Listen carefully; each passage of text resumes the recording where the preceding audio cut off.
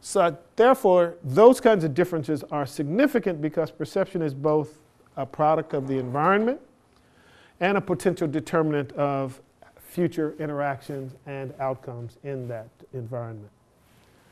The behavioral climate, simply putting people who are different, creating difference, creating diversity in a setting does not ensure that there will in fact be mutual and valuable exchanges between those individuals. We have seen many instances where the difference is simply recreated on the campus that reflects the differences in the larger society. That is, you have on that campus segregation and distance between, say, faculty of color and faculty who are European or white, or distance and separation between students from different backgrounds. So the key is not only to put people in the same space, but to create opportunities that lead to exchanges and where those people can actually learn from one another. So it becomes important to track the kinds of interactions that occur between these different populations on the campus and the nature of those intergroup relations on the campus. All too often in the US, what we find is that there's a prevalent view that campus relationships between different race and ethnic groups are poor, that interaction between those groups is minimal or low or non-productive, and that in fact we see and find the kind of resegregation on those campuses that I referred to a moment ago.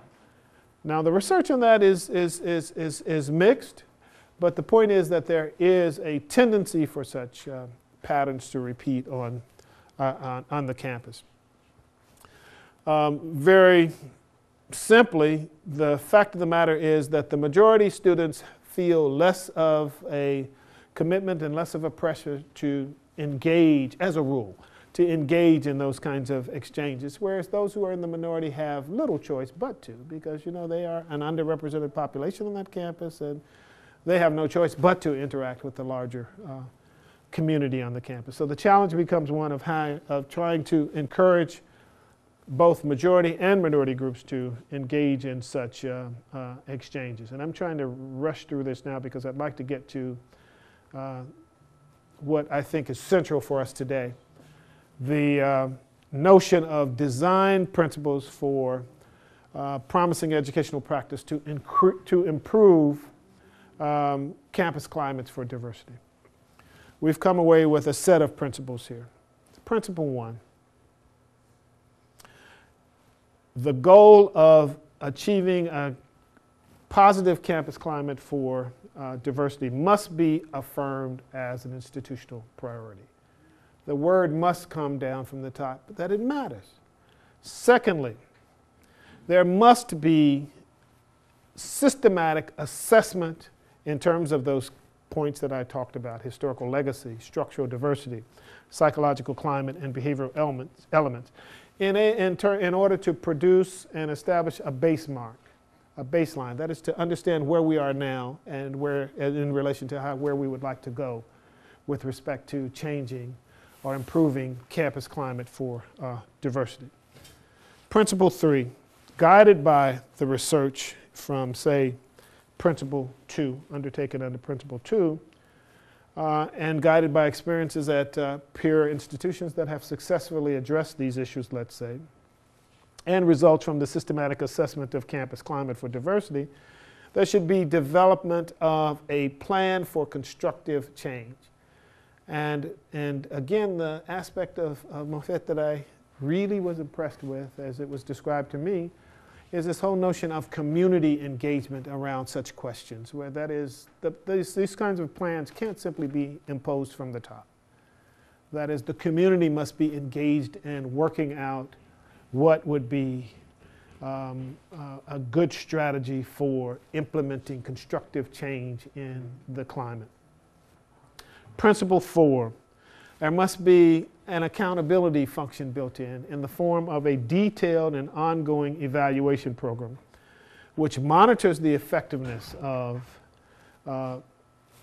programmatic activities that are aimed at improving campus climate for diversity. Principle 5, create a conscious effort to distance the institution from its exclusionary past and adopt proactive goals to achieve desegregation or integration that include increasing the representation of previously excluded groups on the campus. Principle 6, involve faculty in diversity efforts that are consistent with their roles as educators and researchers. And I cannot overemphasize Principle 6, because the fact of the matter is that of all those various stakeholders, faculty are the ones who are usually at the institution for the longest period of time. Students come for 3 years, for 4 years, and then they move on. Administrators come and go, some of them, not all. But the fact of the matter is that the faculty are core in these institutions. And all too often, faculty wash their hands of these kinds of pressures and programs for change. You get the pressure from the students, and you get the pressure from the administrators trying to change the institution. And sadly, often the roadblocks are faculty who are less inclined toward engaging in such change. So Principle 6 becomes very critical, just simply in involving, recruiting faculty to and involving faculty in this emphasis on diversity efforts. Principle 7, create collaborative, cooperative learning environments where student learning and interaction among diverse groups is emphasized. Principle 8, increase student interaction with faculty outside of classrooms by incorporating students in research and teaching activities. Principle 9, initiate co-curricular and curricular activities that increase dialogue and build bridges across communities of difference. Principle 10, create a student-centered orientation among faculty and staff. Principle 11, activities to increase student involvement in campus life must of necessity include diverse student populations. Diversity programming should both involve general support services and activities and programs directed primarily at students of the underrepresented group. Principle 12, increase sensitivity and training of staff who are engaged with, directly work with students and junior faculty of the underrepresented communities. So I will stop there. I have also a set of sources and citations in addition to the PDF that I wanted to provide you with. And it ran a little bit longer than I wanted, but I hope I do have some time for a conversation with you. Thank you very much.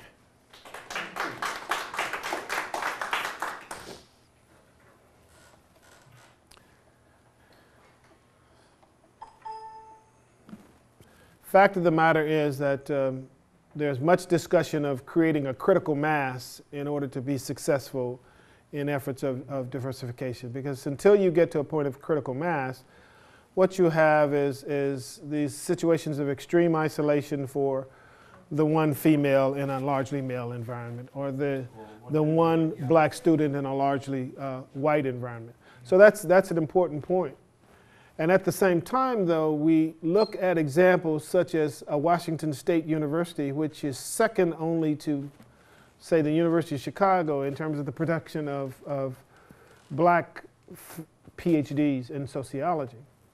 And, you know, Washington State University is in Pullman, Washington, in the eastern part of the state. So you automatically are drawn to a program like that and say, wow, what's happening there? Well, what was happening there was a guy by the name of Jim Short and a set of faculty who were determined to identify and attract a critical mass of black PhD students, and then to facilitate and support those students. So out of Washington State University, in the very hinterlands of Washington, came people like William J. Wilson, one of the most famous sociologists, black or white, Edgar Epps, James Blackwell. The list is really quite impressive. So it becomes a key of understanding the dynamics of both increasing critical mass, but also putting into place sympathetic leadership and committed leadership and faculty who are supporting those students, because otherwise you can bring them in, and we've all had these experiences. You bring students in who are from the underrepresented communities, and you're frustrated because they go out the door almost as fast as you bring them in. And so then the challenge and the responsibility becomes one of the institution changing itself. All too often we will bring these students and require the students to adjust to the environment. And there's some fairness in that, but after a certain point, the institution has to make adjustments as well to the students that we serve. Really does stress and strain the success opportunities of those faculty.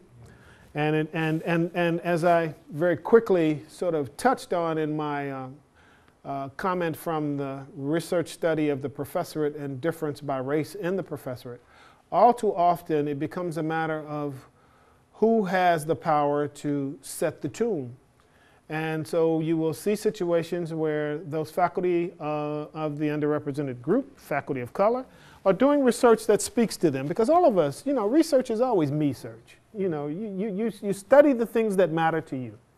And then the things that matter to you are a product of who you are. And all too often, the people who are from those underrepresented communities are told that their me-search is not relevant, or it's not important, or it's not even truly science. And so it becomes very frustrating to try to conduct your research program and always getting a message, or often getting a message, that the work you're doing is not important, it doesn't matter. And as you, from where you sit, it strikes you that others in the majority group are allowed those personal choices, whereas you are being denied them. And that's back to my point about who has the power to define what is relevant scholarship, what is excellent scholarship, and what have you. And whether those people in that position, because we have to make those judgments. We have to make judgments about the quality of scholarship. That's our business. But we have to have some flexibility so that we can broaden the lens to value the work of people who are doing work that's different from our own. We've been able to do that, for example, to some extent in terms of we'll have a quantitative bias in the department, but we'll have to at some point understand that qualitative research brings very important content and lessons.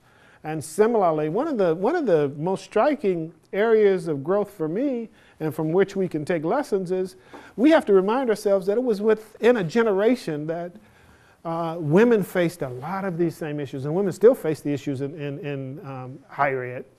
But relative to when we were just starting, my generation was just starting, the kinds of issues that confronted women run parallels to the issues that confront other underrepresented groups more recently.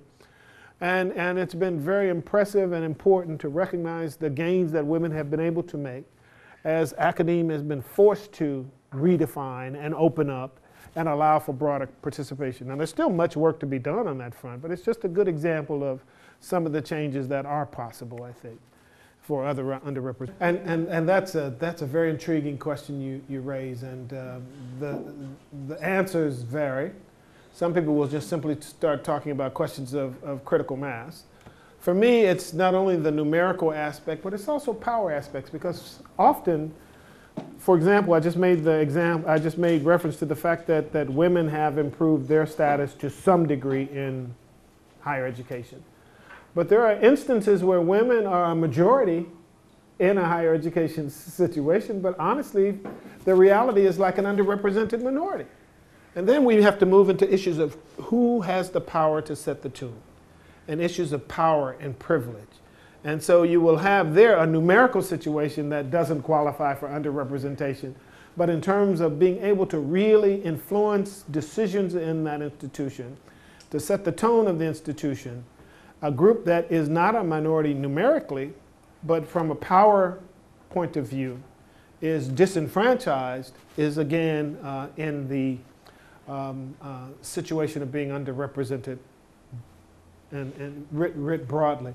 So the point is that the ultimate answer to those kinds of questions comes from those sorts of systematic assessments of environment, where you look at numbers, where you look at procedures and practices in an institution, And then from there to arrive at an informed, general and specific answer to the questions that you just raised. And the rumination. Is, the principles were very interesting, and if I move away from the American picture and I try to look at the Israeli picture, the whole definition is completely different. Mm-hmm. And if we're thinking of teacher education colleges, our teacher education colleges, we discussed yesterday, are already defined by this is Jewish secular, this is Jewish religious, this is Arab secular, Arab religious. So already by defining the college, you've got your majority, so to speak, right? And you may not even find, I'm not sure about this, maybe Chanos and Atlas. I'm not even sure you would find a Jewish student in an Arab college. I'm not sure. I know there's Jewish students. The other way around you will find. The other way around is no. I'm just saying that we would have to think about this. That's not true, but that's not relevant right now. The point is that principles can give us a direction for sort of translating these ideas into a different picture, because the picture is just so different.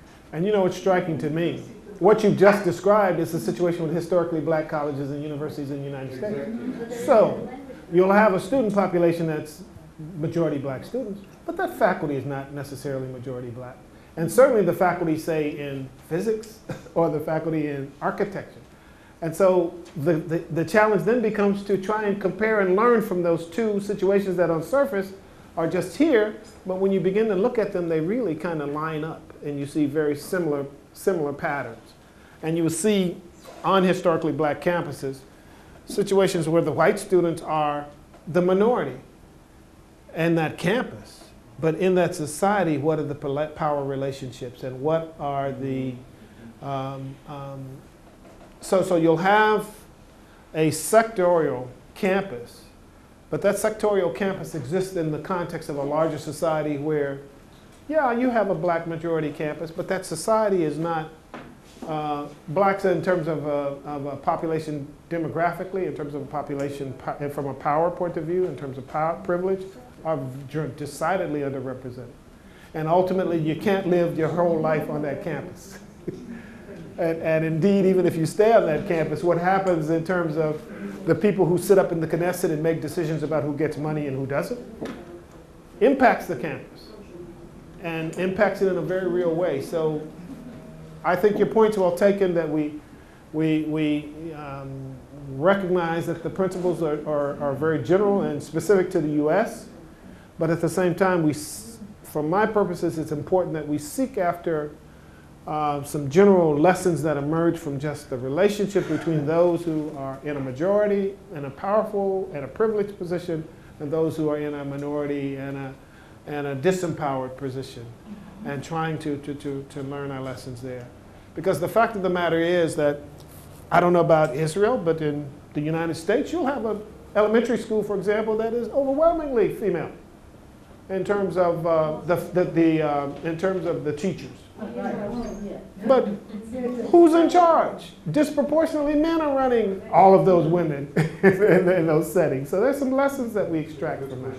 So, and similarly, with respect to race in the U.S., you'll have a population of students and a population that is largely of color, but the teachers are anything but. Yes, please. We were talking about the women as a minority in their success or that they managed to advance their status, and comparing it to minority groups. But I think this comparison is somewhat problematic, because women came from the hegemonic society, from the same culture, of the same hegemonic culture. They have from the hegemonic husbands and relatives, and also socioeconomic higher status. The women who succeeded or socioeconomic have a higher status. Right. And the minorities have much more difficulties or obstacles, with different cultures, also socioeconomic status,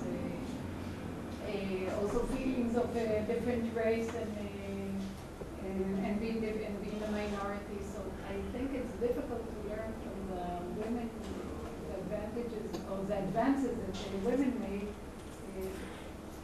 It's difficult to compare between what happened with women and other minorities.